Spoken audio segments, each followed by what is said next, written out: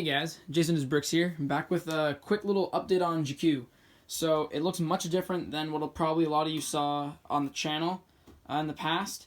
As you can see, this first section is pretty much done. The U-wing has been added. There's a lot of we put the figures on, Puppy21 and I. We really wanted to get the feel for it, to see what we were doing. As you can see, one challenge is this table is actually a little bit more than the base plates. There's actually a little slip right here that's bigger than the two base plates. So we have this little strategy. We have some paper underneath it, and we actually build off onto it. The paper is the exact height of the base plate, which allows for no gap between the pieces. There's also this gigantic section all the way down that we need to fill in, but so far we've done pretty well with 3 base plates completed. As you can see, a lot of tan, and that's definitely intended for this first section here. It's really just supposed to be the whole big battle part is right here.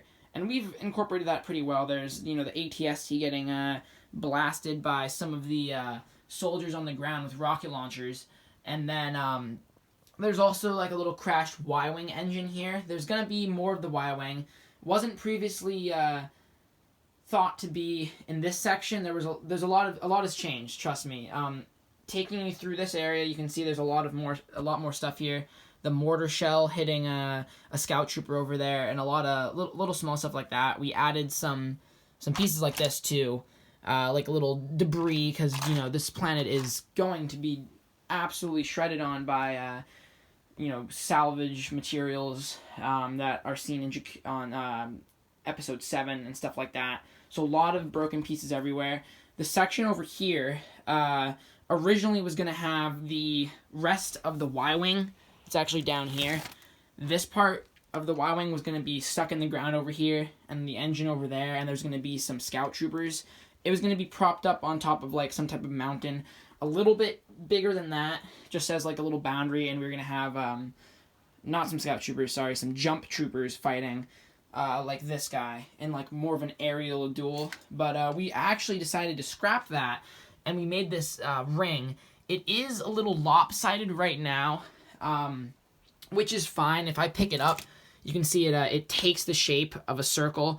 It's a really cool design. These interlocking pieces here just kind of go all the way around. There's about 20 of them that are continued.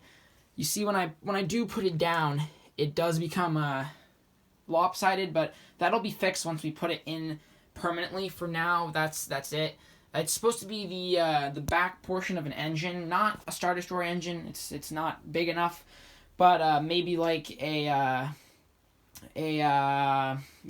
frigate or something like that. Something of that nature. Not as big as a Star Destroyer. The hangar we were planning on, I don't know if I mentioned it, it was going to be lopsided, and it still is. We want the hangar to be smashed in the ground.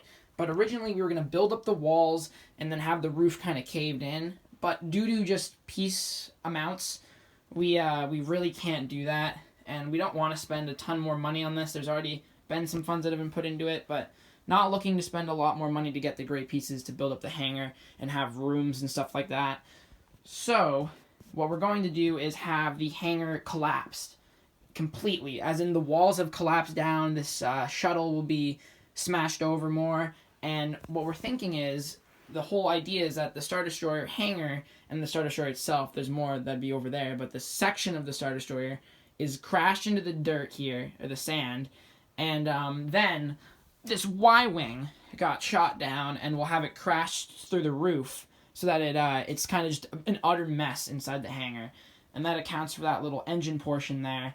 And so there'll be, hopefully, a little door here and a room back there, some stormtroopers and stuff coming out. But for the most part, this hangar is going to be completely destroyed. And that's why you're seeing not a lot of soldiers out fighting right now. There's just a mix. There's even some Imperial officers and some fleet troopers. Just a random assortment of Imperial personnel out fighting the rebels who are, at this moment in the battle, beginning to start dominating and actually taking control. As we can see, they're able to sacrifice ships like the Y-wing and the U-wing on the ground to take out stormtroopers that have been, and stormtroopers and Imperial personnel that have been shot down, and they're really just doing the cleanup work now. The aerial battle is being won, in this portion in time, the Ravager has been shot down. It has crashed into the sand, the Superstar Destroyer. That's really the major turning point in the conflict, though, Jakku was always supposed to be a loss for the Empire. That was intended.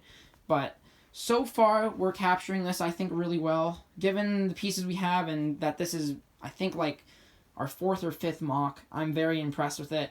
One of the things I'm hoping to do is, I do like the sand, but as you can see, it is pretty bleak. What I want to do to get some texture is get a lot of those 1x1 pieces, not studs, but the 1x1s, and just kind of layer them across this all to give some more texture and not have it as flat. But I'll keep you guys posted on that. I do update the Instagram more than I do the YouTube channel, so if you are liking the progress of this and you want to see a little bit more than what's on the channel, head on over to my Instagram. The link is in my bio on YouTube. And yeah, thank you so much for watching, and I'll see you in the next one. Bye!